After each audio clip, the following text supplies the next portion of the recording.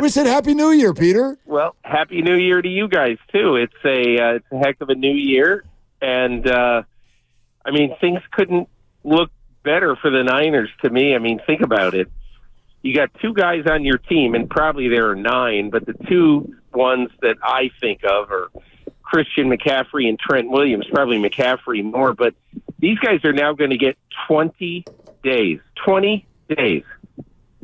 to heal before they have to play a game that matters, which is really tremendous. I'm just assuming that Williams, as well as McCaffrey, will not play against the Rams, but I don't. You guys may know a little bit more about that than I do. Yeah, nothing definitive yet, but the thought is that Kyle Shanahan will sit the majority of the critical pieces, which leads me to the ultimate question, Peter, the eternal mythology of rest versus rust. What is your venerable experience and your general research told you about the idea of rest versus rust? Well, I think depending on what team you look at and when you look at it, I always thought it really hurt the Indianapolis Colts in the Peyton Manning era. Tony Dungy and Bill Polian disagreed, but the record pointed to a lot of losses early in playoffs when they took time off. And look, I think it depends on your team. I think you listen to a guy like Dan Campbell. He sounds like he's going to play his guys, against the Vikings. I mean, I think all coaches look at their team a little bit differently, but I'll just tell you this. If I were John Harbaugh and I had Lamar Jackson, who missed 34% of the snaps in the last 2 years before this year, and I had a meaningless game against an arch rival, it's meaningful for the arch rival, but not meaningful for me. As much as Lamar Jackson didn't deal well the only time he had the 2 weeks off before, he didn't deal with it well, I would sit Lamar Jackson this week. And certainly with the 49ers, I hardly think it's going to be an impact at all to a guy like Brock Purdy sitting this week. And I just think you're irreplaceable guys. If I had an extra week, I'd sit him. Peter King with us here on Willard and Dibs. Since you brought up his name, Lamar Jackson, and because we've all had this conversation on a weekly basis for the last month and a half, let's find out how the Christmas night game and what's happened since has affected your thought. What is your current thought now on the MVP race? Unless something changes drastically this weekend, I'm probably going to vote for Lamar Jackson, number one.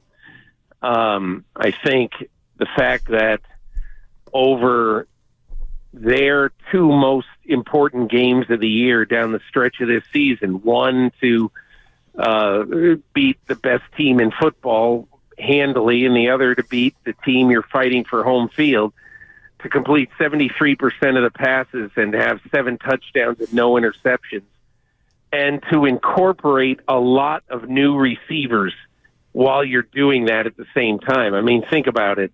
Isaiah Likely, Charlie Kolar, Lamar Jackson, I think, has answered all the questions. And look, Brock Purdy picked a bad time to have a very bad game against the,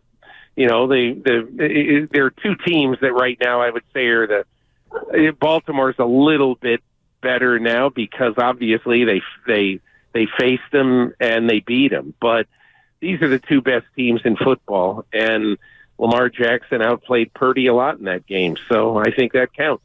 Does it also count the unlikely, pun intended, weapons that Lamar Jackson has in terms of how you look at the MVP? The fact that Lamar's doing it with a lesser cast than what Brock Purdy has? I mean, I think it matters. I don't think it's the overriding issue, but, look, when Lamar Jackson lost Mark Andrews, that was thought to be a gigantic blow with 5 or 6 games left in the season. But since Mark Andrews went down, Isaiah Likely, who was a 4th-round draft pick in 22, I wrote about him this week in my column. Isaiah Likely essentially has outplayed, statistically anyway, Mark Andrews in the first 10 games of the year. More yards per game, more touchdowns percentage per game. So to me, I look at this team and I look at this player and I basically say this is a guy who has done a lot with lesser players than what Brock Purdy has used. So it's a factor. It's not the factor, but it matters. Peter, if you were the 49ers, and I know we don't even know exactly who's in the playoffs yet, but if you're the 49ers, who's the NFC opponent you would rather not see? I think there's a couple of them that fully healthy would probably bother me the most, okay? One of them is the Rams. I think the 49ers are better than the Rams. I'm sure you guys do too. But the fact is that the 49ers and the Rams have an excellent rivalry. Their coaches know each other exceedingly well. And I don't mean just personally. They know what they do. Each team knows so much about the other team. And so that's why when I look at the Rams, I say on a given day, playing well, I think the Rams could give the 49ers a really good game. I think the one other team that would bother me a little bit because of a fear of the unknown is Detroit. And I think Detroit has a lot of weaponry, probably more than any other team other than the 49ers. Look at all the receivers. 1 to 5, 1 to 6, really. They're dangerous at receiver. Jahmyr Gibbs has come in as a rookie, and nobody's really been able to stop him here in the second half of the season. I don't know. I think Detroit and the Rams are the two teams that would worry me a little bit. And obviously, Dallas will come in spitting nails, and they will, if they had to come in, they would really want to correct the maladies of the last 12 months. But I don't know if they can. I think the 49ers have their number right now. I didn't hear Philadelphia from you, Peter, and I'm going to be honest with you. I stole from you, Peter. I stole from your article, your stat about KC and Philly, a combined 2-8 in December. Is the bloom officially off the rose for the Chiefs and the Eagles? I don't know so much about the Eagles or the Chiefs, because I think if you watch the Chiefs play when Isaiah Pacheco is running it the way he can, he now becomes a big, big problem trying to stop. And I still think that even though Mahomes is not getting his receivers are not doing him any favors, I still think Mahomes is obviously any game he plays, he's trouble. Whereas in Philadelphia, they look like a cooked team. I watched a lot of their game against Arizona. And here's the one stat about this team. This is a team that early in the year I thought had the best defensive depth of any team in football. And they are now 30th in the NFL, 30th in third down rate on defense. That's awful. They cannot get off the field. The other thing that would really bother me defensively about the Eagles, think about it. The Giants and the Cardinals, both in the lower quadrant, in the bottom quartile of teams in the NFL on offense right now. And they got 51 points combined against the Eagles in the 2 second halves. Both games at the Link. This team, I think, needs to reboot in the offseason. I don't think they're going to create much of an issue for anybody this January. I'd be surprised. We're talking with Peter King, and Insider Calls are brought to you by Old Spice Gentleman's Blend Body Wash, providing exfoliation plus 24/7 moisturization because men have skin too. Peter, go back to Christmas night, just because we haven't had a chance to really download since then. Is there a matchup issue there, do you think, or was it kind of circumstantial? If the Niners have to face Baltimore again, What would you think? It's funny. This was maybe a month ago. I was talking to Kevin Stefanski when the Browns were on their run that they're still on, and he was talking to me about his division, different players, all that stuff. And one of the things he said to me was, Kyle Hamilton is kind of like Victor Wembanyama, or I'm probably mispronouncing his name, but right. He said you nailed it. He said he is his whole point was that if you look at him, he's all arms and legs, and he's all athleticism, and he makes plays above your head. He makes plays on the ground. He's a great tackler, and I think that night. I think he was a problem for the 49ers, obviously.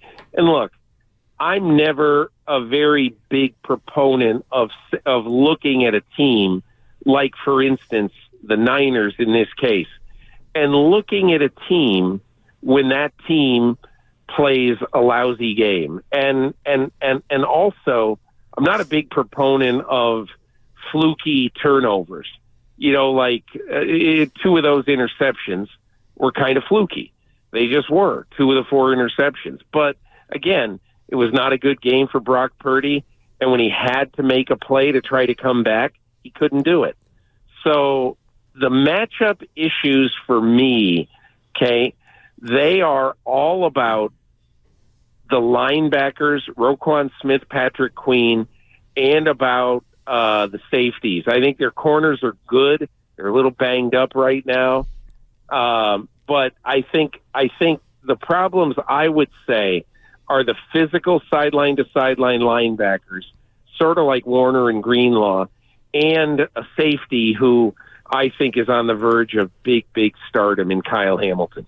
Which of the Harbaugh brothers is having a better year? Well, it looks like Jim is going to win a national championship, doesn't it? I mean, they must be favored going into that game against Washington. I think by 4.5, yeah. Yeah. I was saying to somebody today how incredible it is. I think one of the things I understand yet hate about our business is, in the middle of December, you already had everybody telling us, that, okay, Caleb Williams, maybe Drake Moy, those are the guys who are going to be, one of those 2 guys is going to be the first pick. The other guy will probably be the 2nd or 3rd pick and all that stuff. I mean, watch Michael Penix. I think this guy is special, and he's been special for a long time. He's had a tremendous amount of college football experience. Penix, Nix, these guys, I think it's a dangerous sport right now to try to forecast who's the best quarterback like right now. Really study, put the tape on for every single game of all these guys, and then make a choice. If I were Ryan Poles, I'd probably hang on to Fields unless I felt one of those guys is Joe Burrow. And I think what I don't like is sort of pre-scouting, and pre-drafting guys when you got 4 months before the draft. Give it time. Nobody has to be right on January 2nd or 3rd. And that's why I think, I don't know, who's going to be the best one of those guys, but I think it's kind of foolish to try to predict right now who definitely is going to be the best guy. Peter, you mentioned some of the 49ers who may sit this weekend, and Purdy is certainly potentially among those. So that means he's ready to head on into his 2nd playoff run. And he's looked so good from the moment he came onto the field. I think some people have had a hard time sort of quantifying his improvement. How would you compare Purdy on the way into the playoffs last year with this Brock Purdy?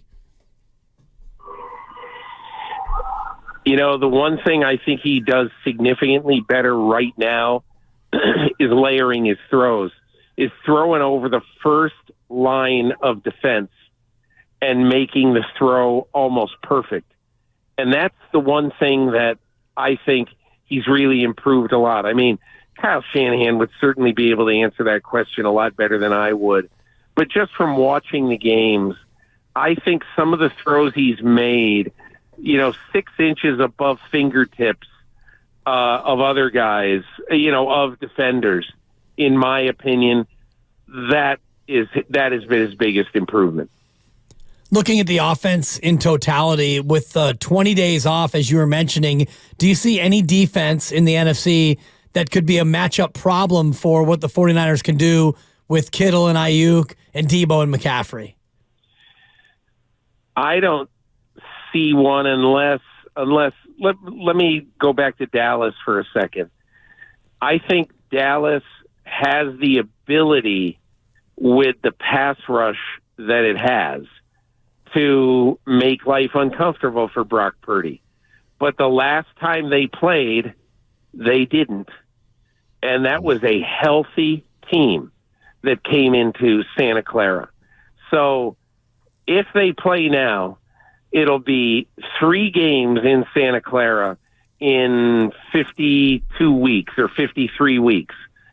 And, I don't know. They certainly were better on defense in the first one. But to me, I think that defense would have to play monumentally better in January than it did in October. Peter King with us here on Willard and Dibs, as he is every single week throughout the football season on 95.7 The Game.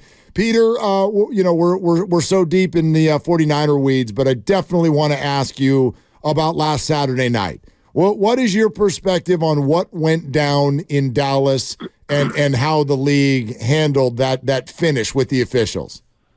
Well, the league handled it by basically burying its head in the sand. And it's a reprehensible reaction by the NFL, in my opinion.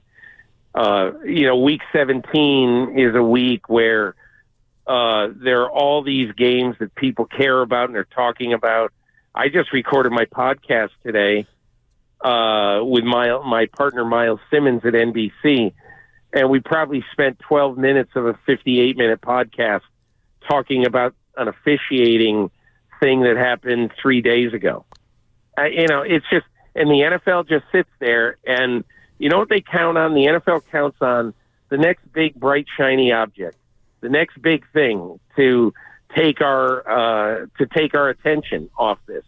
And of course, it will take our attention off this, because what are you going to do? Cry? You got to move on. But anyway, the NFL does a good job of ignoring what everybody is talking about and should be talking about, because it was a terrible job. Now, having said that, I think there are 2 very specific and very different things that bother me about that. Number one, obviously, I think this is a 65-35 bit of blame. Brad Allen is the 65. He apparently got it wrong when he assumed that number 70, who's always been the guy all year for Detroit, to report as the extra offensive lineman to be legal on the line of scrimmage, okay? To be a legal receiver on the line of scrimmage. Brad Allen assumed, and you know what they say about people who make assumptions. This was a bad assumption, obviously. So that's the first thing. But the second thing is that the Detroit Lions sent 3 people to Brad Allen to confuse the Dallas Cowboys. Admittedly, Dan Campbell admitted that yesterday. They sent 3 people to try to confuse the Cowboys. And in the process, they confused Brad Allen. Okay? And so I blame Brad Allen for getting it wrong, but I don't absolve the Lions of any of the blame here, because, look, they clearly were trying to use the hidden ball trick in this thing. They tried to do something that maybe you could say it's within the rules, but it doesn't seem very sportsmanlike to me. And once Brad Allen announces number 70 is an eligible receiver, pitcher, the 4th tackle on their team, once he announces that, then there is no reason for the Dallas Cowboys to pay any attention to the left tackle, Taylor Decker. So when he goes out and catches the ball, you see he's wide open. They wouldn't pay any attention to him because the official never said he was an eligible receiver. Why would you be covering somebody who's not an eligible receiver? So that's the Lions' fault right there. It's Brad Allen's fault for getting that wrong, but the Lions contributed to it. And to me, the last thing I would say, if Brad Allen had said 68 is eligible, Taylor Decker, you know what would have happened? One of those linebackers or a safety for Dallas would have stood right across from Taylor Decker just because they knew at that point that he was eligible and they had to watch him. So that is what I think about it. It's unfortunate. And you know what? The NFL could fix it. Mike Florio wrote yesterday that the NFL doesn't plan to do anything about this. What a cop-out. What a bunch of children allowing this ridiculous thing. It could happen again. It could happen again. Somebody could send 5 linemen to a referee just to try to confuse the other team. You know, how do you know who's going to be eligible or ineligible? And the NFL, all they have to say is there's only one person who's allowed to go up to the official and say, I'm reporting eligible. If more than one person do it, it's an unsportsmanlike conduct penalty. That's what the NFL should do. Let's see if they do it. Florio writes that they're not going to do it. Cop out by the NFL. Yeah, well said, Peter. And I'm glad that you at least gave some absolution to the official who was clearly confused and not making eye contact with the player who did report. But the fact that they announced it over the loudspeaker and the Lions didn't make the adjustment or call timeout or correct it does make them somewhat complicit as well. Culpable, yeah. I want to ask you about Joe Flacco and the inexplicable season he's had. Can you put that into some context as to just how unbelievable his maneuver from couch to contender has been? Well, it's interesting. I talked to him the other day after he played the Jets, and one of the things that he tried to say is that, look, if you're a competent quarterback, and he obviously is, it shouldn't be that hard to throw to an open receiver 15 yards away. And that's what he talked about when I asked him about how he's hit the ground running so well. And I think he's right. They've got good receivers, very good receivers. Elijah Moore has been reborn after leaving the Jets, and he's done a very, very good job. But I think the quarterback in this case is a veteran presence. He knows what to do with the ball. He's been very smart. He's got an excellent coach and in Kevin Stefanski and a good play caller and a good offensive coordinator in Alex Van Pelt. To me, he's doing what he's supposed to do. All right. And the one other thing I would say about Flacco that's interesting, he's been great. I'm not going to sit here and say anything bad. However, he has turned the ball over 9 times in 5 games. So, you know, I think what's important to realize is that he's been really, really good. But if he turns it over twice a game in the playoffs, they'll lose a close game. Peter, you said a few minutes ago the Eagles look like a cooked team. Yeah. And, our Odyssey station in Philadelphia can't stop taking phone calls today about people who want Sirianni's head. You know how quickly a fan base can turn. But what's your perspective on this? The job Sirianni has done and the state of the Eagles and where they would go, for instance, if they did lose in round 1? I don't know. I mean, it's easy to say, oh, that's ridiculous. He had him in the Super Bowl last year. I do think he's going to have to make some changes on his coaching staff. Probably he's going to have to overhaul his defense. I doubt he'll be fired, but I can't say for sure that he won't be. If they feel that he's lost control of his team, look what they did with Doug Peterson. They felt like he kind of lost control of a Super Bowl team too, and Peterson won the Super Bowl. So I can't tell, but this is not a time, honestly, to overreact. If you're in Philadelphia, you know you've got an excellent roster. There's a reason why this is happening. Your corners have gotten old before your very eyes. You're going to have to try to spend some money both in the secondary and on the coaching staff, I think, in the off season. And look, they're going to have some holes to fill. There's no question about it. But this is a good team with good players, and the last thing they should do is panic. Is it at all connected to the loss of Big Dom, Peter? That's hilarious to me. Thank you. You know, it's hilarious. It's hilarious that somebody just stands on the sideline and has a T-shirt vending or has a T-shirt stand at the link that everybody said, "Oh my God, they're 1 in 100 since Dom hasn't been on the sideline." Yep. But anyway, yep. I'm not trying to write your column for you, Peter, but I think there's a connection here. I got my lead for Sunday. There you go, Mr. King. You're welcome. Yeah. Once again, Happy New Year, Peter. We always love having you, and we're already looking forward to next week. Thanks a lot, guys. Take care.